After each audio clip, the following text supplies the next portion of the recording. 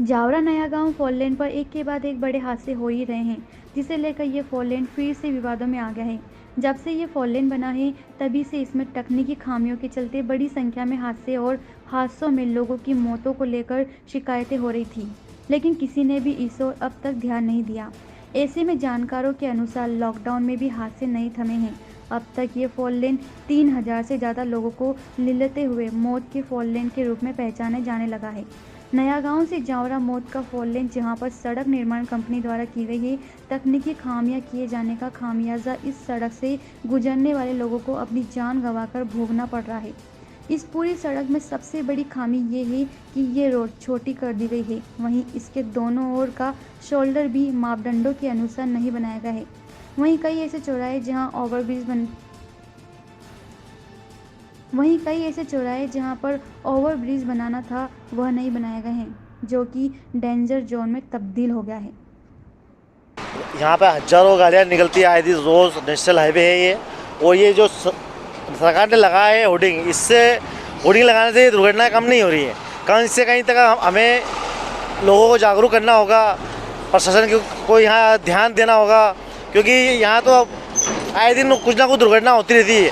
हजारों लोगों की एक्सीडेंट हो चुका है यहाँ पे, पर ये प्रशासन का यहाँ तक कोई ध्यान नहीं है। खाली होर्डिंग लगाने से कुछ नहीं होना यहाँ पे। यहाँ पर देखिए उन्नत सड़क की क्या हाल होते हैं। जावरा नया गाँव फोर लेन सड़क जो है वो उन्नत सड़कों में से माना गया है, और यहाँ पर जितनी ज़्यादा जनाघात और जितने ज़्यादा एक्सीडेंट हुए वो किसी भी फोर लेन पे नहीं हुए।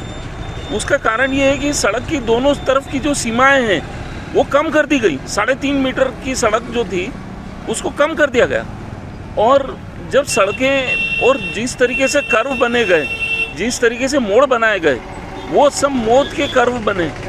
और आज जब से ये बना है, आज देखिए कि इस सड़क पर अभी तक जो दुर्घटनाएं हुई हैं उसमें मौत के आंकड़े छुपा दिए जाते हैं। लॉकडाउन करना, और ये जो लॉकडाउन और जो कोरोना का जो पीरियड है, इसमें जो घटनाएं हुई हैं उसमें पुलिस गुमराह करती है।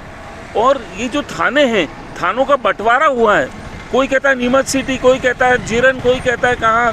तो इसको बचाएं।